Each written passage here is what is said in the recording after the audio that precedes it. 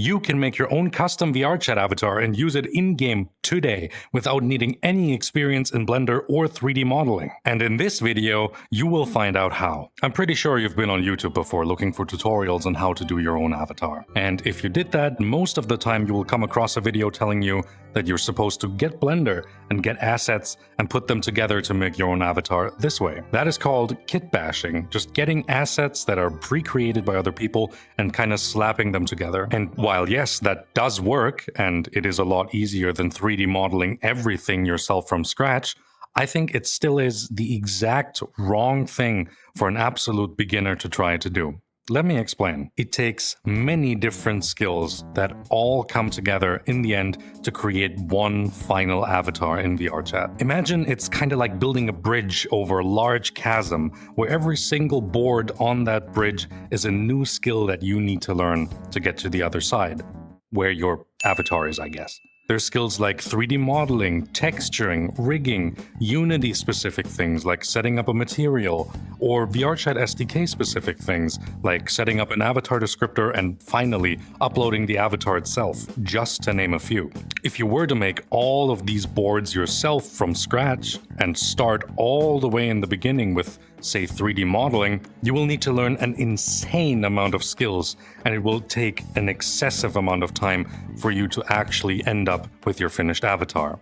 Eventually, you will probably get frustrated and then give up on making your own avatar. The chances of actually succeeding when you start from very early on with a skill like 3D modeling to actually ending up with your finished avatar is zero if you have no prior experience. But the good thing is, you don't actually need to do everything from scratch. You can skip some of these things by essentially taking pre-made boards that other people have made for you.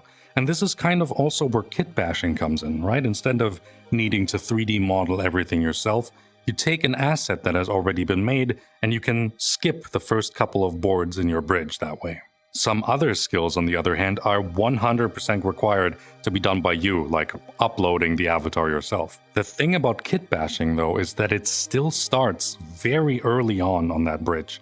You might be skipping on 3D modeling and some rigging, but you still need to do a lot of things yourself for you to end up with your finished avatar. So the solution is quite simple, actually. You just start more on the finished side of the bridge, using assets where the creators have already done more steps for you, so you can get closer to actually getting your avatar in-game. And the easiest way I found to start late in the bridge is by using a booth avatar as a base. Booth itself is just kind of like a Japanese Gumroad, where Asian creators upload their own assets that you can buy or sometimes also get for free and use for yourself. However, the interesting thing with Booth is that the ecosystem has developed quite differently to the Western one. Where Western avatars are very unique because even the head and body are kit bashed together, Booth avatars, on the other hand, are often made as one single base, an entire avatar that already includes body, face, hair, and an outfit. What that means is that creators just looking to make outfits for existing avatars can just fit their entire outfit to a particular avatar. And that means these outfits fit 100% of the time. And that means these outfits are extremely easy to add, whereas with Western models, you often need to make adjustments to an outfit or a piece of clothing to make it fit to your particular avatar. With Booth avatars, you can just take things that are specifically made for your avatar of choice and put them all together in Unity, and it just works. There's no need to load every asset into Blender and sculpt it to fit your body base or move things around or combine different meshes. With Booth avatars, everything happens in Unity, and it's as simple as a drag and drop. So to get back to the bridge analogy, instead of building everything yourself with raw materials, you're getting a build your own bridge starter kit. You can focus on the most essential skills to actually get your avatar in game while still having tons of customization and actually have a chance of making your avatar and not get frustrated and just give up halfway. But even Booth avatars can sometimes be a bit complicated.